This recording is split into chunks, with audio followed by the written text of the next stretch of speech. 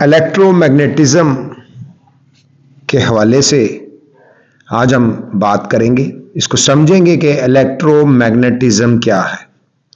چونکہ ہم نہم اور دہم جماعت کے طلباء کے نصاب کو مد نظر رکھتے ہوئے بات کر رہے ہیں، اس لیے ہم انہی کے جو نصابی سبق ہے اس کے مطابق ہم بات کریں گے الیکٹرو میگنیٹزم پہ۔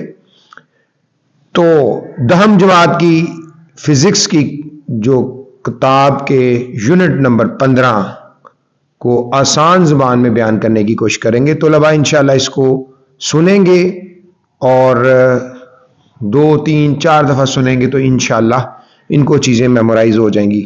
اہم نکات کو بھی ہم ان کا اعادہ کرتے رہیں گے، بار بار اس کو بتاتے رہیں گے، اس کی دہرائی کرتے رہیں گے تاکہ طلباء کو اچھے طریقے سے ذہن نشین ہو جائے۔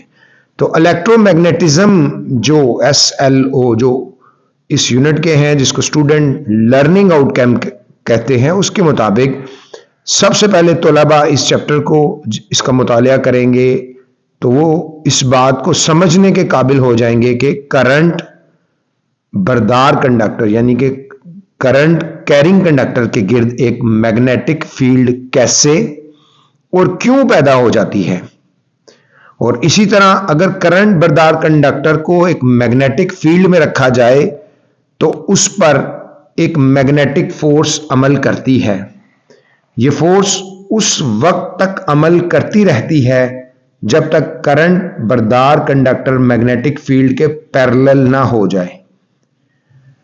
اسی طرح اگر کرنٹ بردار کوائل کو کسی میگنیٹک فیلڈ میں رکھا جائے تو کوائل میں ٹارک پیدا ہوتا ہے۔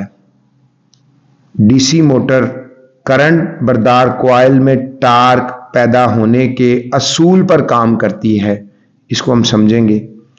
سرکٹ میں میگنیٹک فیلڈ کی سمت induce EMF electro motive force, جو آپ نے اس سے پیشتر جو چیپٹر ہے اس میں ہم نے پڑھا تھا، اس کو آپ ایک دفعہ پھر سن لیں تاکہ آپ کو EMF کا پتہ ہو، کیونکہ اس چیپٹر میں EMF یعنی الیکٹرو موٹیو فورس جو کرنٹ کو کنڈکٹر کے اندر بہانے کے لیے جو فورس ریکوائر ہوتی ہے اس کو کہتے ہیں، تو اس کا باعث بنتی ہے۔ انڈیوس EMF کی مقدار پر اثر انداز ہونے والے عوامل کے بارے میں طلباء جان سکیں گے، بلکہ اس کے متعلق اپنی ایک لسٹ مرتب کر سکیں گے۔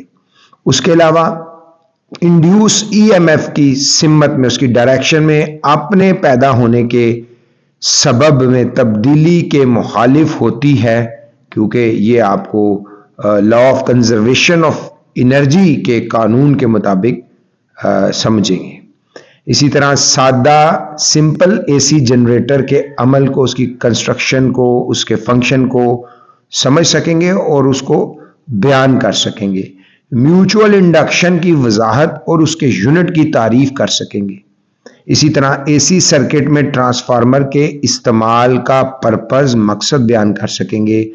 وضاحت کر سکیں گے کہ ٹرانسفارمر 2 کوائلز کے درمیان میوچول انڈکشن کے اصول پر کام کرتا ہے۔ اسی طرح جو اسٹوڈنٹس کی انالیٹیکل سکل ہے اس کے حوالے سے اسٹوڈنٹس جو ہے ڈیوائسز جو ہم اکثر ریلے، دروازے کا ہینڈل، لاؤڈ سپیکر اور سرکٹ بریکر میں بہنے والے الیکٹرک کرنٹ کے میگنیٹک اثرات کا پریکٹیکل جو اپلیکیشن ہے اس کو بیان کر سکیں گے۔ یہ آپ کو پریکٹیکلی آپ کے بڑے کام آئے گا۔ اسی طرح پاور سٹیشن سے ہمارے گھر جو الیکٹریسٹی کی ٹرانسمیشن ہے، ترسیل ہے، میں ٹرانسفارمر کے کردار اور اس کا استعمال بیان کر سکیں گے۔